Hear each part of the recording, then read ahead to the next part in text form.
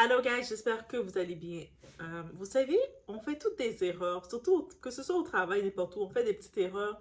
If l'important, c'est de s'en rendre compte et de le réparer. Mais je pense qu'il y a dans certains domaines, certains types d'erreurs peuvent être fatales. Tu sais, des erreurs fatales, c'est tellement un jeu de mots, oh mon Dieu. Mais c'est ça qui est arrivé à cette famille. Et puis, j'envoie toute ma sympathie pour cette famille-là québécoise, qui est canadienne, qui sont justement, qui se retrouvent traumatisés, qui se retrouvent impuissants. On y va sans perdre d'instant. Et c'est un fait divers que j'ai vu d'actualité. Et même moi, j'en étais choquée. J'étais comme, mais my God! Et le peu de services qu'ils ont, vous savez, le après-service suite à l'erreur, il y a comme personne pour les aider réellement. Ils sont comme impuissants et puis c'est pour ça qu'ils utilisent les médias traditionnels pour parler, pour dire au secours, on a besoin d'aide. Ils sont au Québec et c'est arrivé à Cuba. Bref, vous êtes chez la Doha, it's about everything, comme vous le savez. Donc, on va un peu partout, on regarde qu'est-ce qui se passe et qu'est-ce qui se passe. Donc, on y va.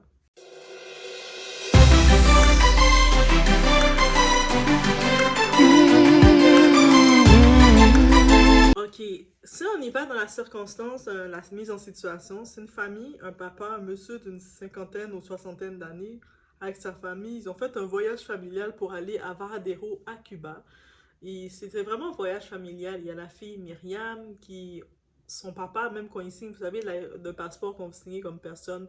Ça, c'est important de savoir ce fait-là. Quand vous signez, vous mettez la personne d'urgence à contacter en cas d'urgence, mais cette personne devient réellement comme tuteur responsable de vous s'il arrive quelque chose. C'est cette personne-là qu'on va contacter réellement. Donc, oui. Donc, même dans tous les cas. Donc, lui, le papa de la soixantaine, il avait mis sa fille. Et puis, ils sont allés en vacances à Cuba. Ils sont au bord de la plage. Donc, ils sont à la plage en train de profiter du soleil. La belle plage de Cuba, vous imaginez. Donc, le père a eu un malaise. Il est en train de faire une crise cardiaque à la plage de Cuba. Donc, et pendant son malaise, on imagine la chaleur et tout ça, ils sont restés près de 3 heures, 4 heures à la plage comme ça. Et puis, il n'y avait pas de service d'ambulance. On sait avec la situation un peu à Cuba, qu'est-ce qui se passe. Ils sont aussi en état de crise. Mais il n'y avait pas d'ambulance. Le père ils ont fait presque 3 4 heures à la plage et puis lui est en train de suffoquer. En plus, c'est la chaleur qui n'aide pas et tout ça, on imagine. Et jusqu'à ce qu'une auto est venue, mais c'est pas une ambulance qu'elle a dit, c'est plus une auto de 2 places qui sont venus prendre le père pour l'amener à l'hôpital.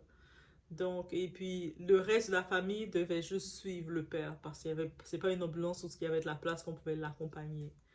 Et là maintenant, ils ont amené le corps à l'hôpital, le corps bien entendu, donc il n'a pas survécu. Et la famille, eux autres, pas traumatisés, tous les états qu'on peut imaginer, ils suivent leur père. Et là, suite à ça, euh, on constate c'est un décès. Là, c'est déjà le deuil. Juste d'imaginer ce moment-là, c'est déjà le deuil pour la famille de réaliser qu'ils ont perdu leur personne.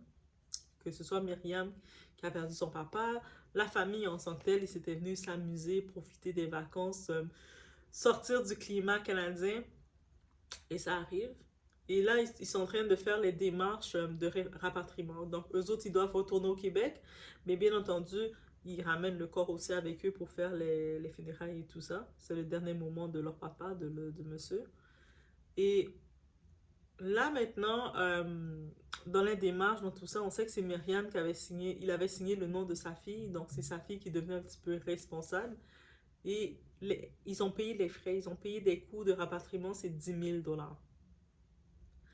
Donc, et puis, elle a eu affaire, pas avec une compagnie quelconque, elle a eu affaire avec, pour le consul, dans le côté consulaire. Donc, c'est dans le côté de l'État qu'elle a contacté pour payer le 10 000 $. Puis l'État, eux autres, ils font les arrangements pour la compagnie qui va faire le rapatriement. Donc, techniquement, elle est en confiance, ils sont en confiance, ils ne vont pas penser que rien d'autre va arriver.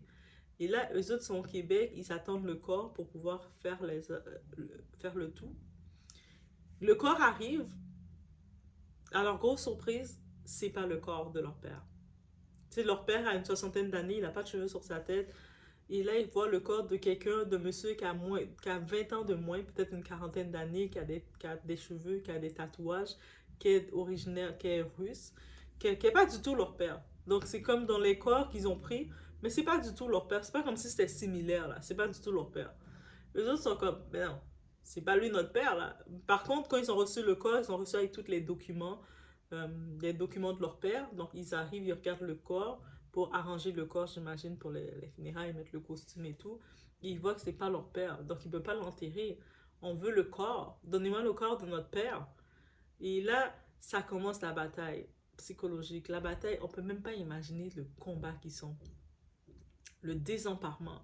Là, ils parlent pas espagnol, ils sont venus en vacances, donc déjà pour la communication c'est compliqué, mais ils sont quand même disposés. Ok, si jamais vous avez besoin qu'on revienne à Cuba pour régler tout ça, pour qu'on puisse avoir le corps, on est prêt à revenir. On veut juste le corps. Ils demandent même pas le remboursement du 10 000 $. Donc, ils disent juste redonnez-nous notre corps, là, comme, pour qu'on puisse faire ces funérailles.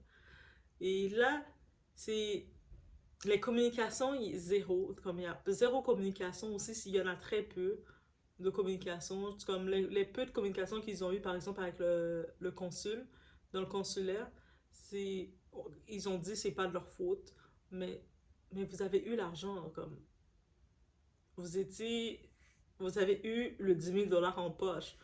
Donc, même si vous voulez blâmer quelqu'un d'autre, maintenant, ok, on n'est plus dans la question de blâmer, on veut juste le corps. Pouvez-vous nous renvoyer ce corps-là?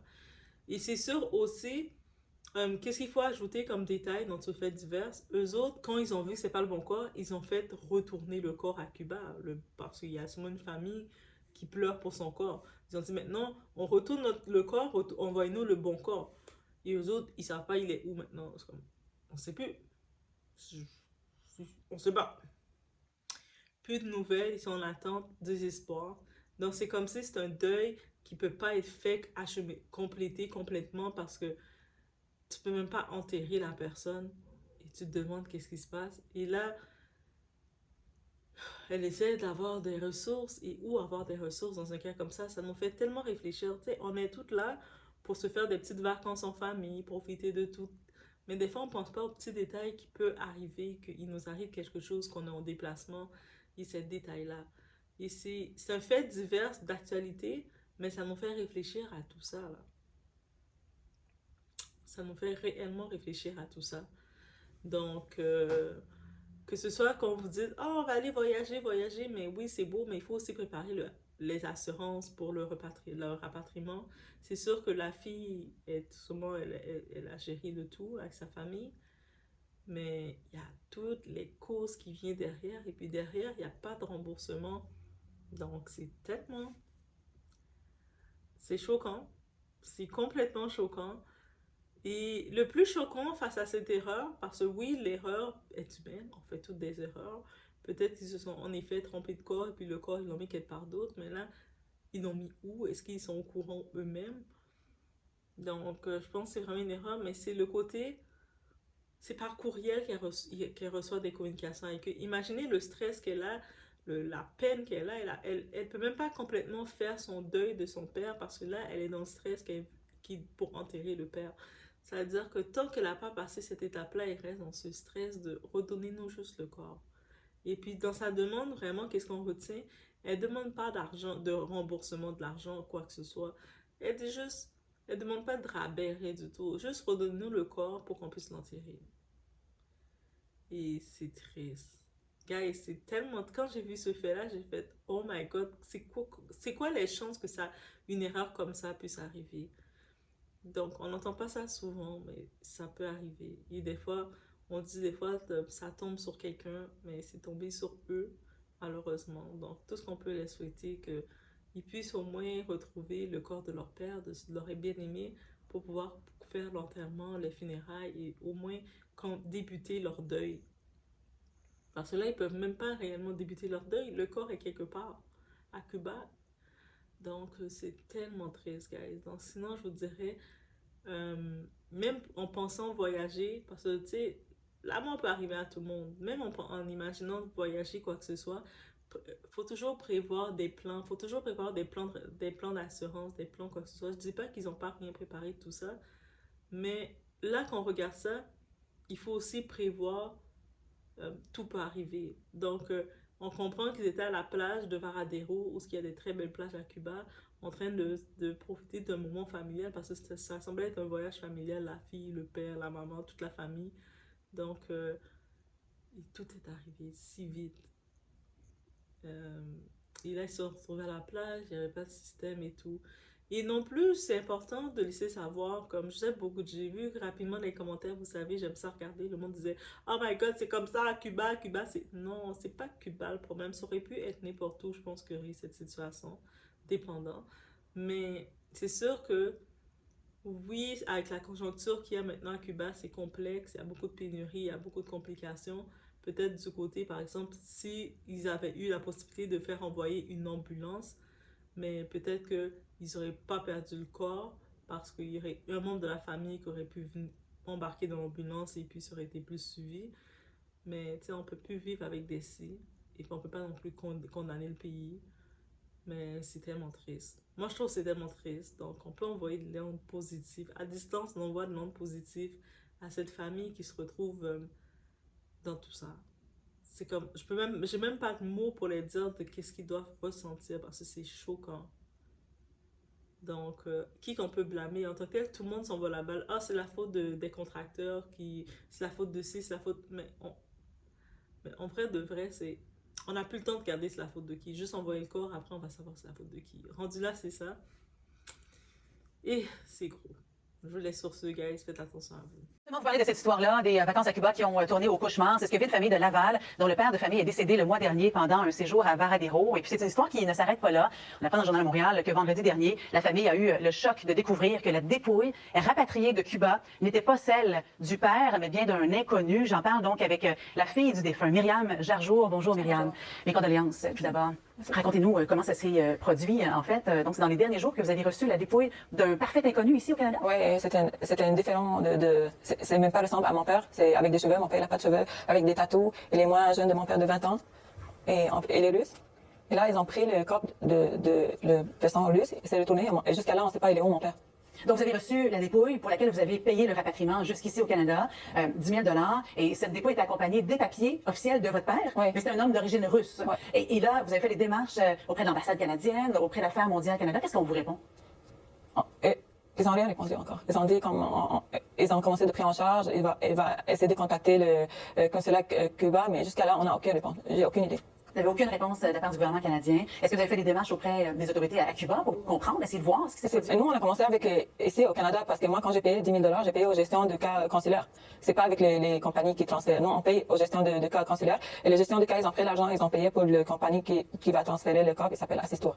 Fait que la première chose, tu parles avec où tu as payé de l'argent pour le transférer. Ils m'ont dit, c'est pas nous, c'est pas notre responsabilité, c'est les compagnies c'est la responsabilité des compagnies. Mais quand j'ai demandé parce que c'était par téléphone, quand j'ai demandé de m'envoyer un email, par email, ils m'ont dit, on va voir avec le ministère d'Affaires étrangères. Et jusqu'à là, j'ai aucune réponse. Ça, c'est la dernière email que j'ai reçue avec la ministère, on va voir, mais je voudrais juste savoir, il est où, mon père? Oui, ça va être extrêmement difficile à vivre. Là. Si on doit aller au Cuba, juste, OK, on peut aller, mais c'est sûr, on parle pas espagnol, on sait pas où on doit aller, on sait pas il est où. Et le consulat là-bas, canadien au Cuba, il m'a dit que tu dois retourner pour payer. Moi, j'ai retourné parce qu'il m'a dit qu'on doit retourner. J'ai retourné pour payer parce que c'est juste moi que je peux parler. Parce que quand on a fait la demande de passeport pour mon père, c'est mon nom sur le côté urgence. Oui, OK. Quand mon nom dans le côté urgence, c'est seulement moi que je dois parler. Et seulement moi je dois payer. Et vous étiez avec votre père en voyage le mois dernier. J'étais dans la mer avec lui quand il a eu la crise cardiaque. Il a fait une crise cardiaque dans la mer. Il y a déjà toute une confusion par rapport. Il n'y a pas eu de soins d'urgence, pas de Non, premiers ils ont soins. laissé sur la sable de 3h30 jusqu'à minuit. Et là-bas, il fait très chaud. Et donc, il y a une firme qui est venue récupérer le corps à ce moment-là. Ils m'ont dit l'ambulance qui va passer, mais c'est pas une ambulance, c'est une auto régulière, normale. Elle n'est pas préparée comme une ambulance. Et on peut pas aller avec parce que c'est à Havana et comme une auto pour 2 personnes. Donc, par la suite, toutes les démarches que vous avez menées pour tenter de le faire rapatrier ici au pays, est-ce qu'au moins on tente de vous réconforter, de vous rassurer qu'on va finalement le trouver? Est-ce qu'il y a quelqu'un au Canada qui On n'a aucune réponse. Jusqu'à là, ils m'ont dit on va essayer de faire le maximum, mais jusqu'à là, j'ai aucune réponse, j'ai aucune. J'espère. Mais... Oui, et on veut ça de tout cœur également. On va suivre justement le développement de ce qui se passe, les réactions que vous obtiendrez certainement. Là.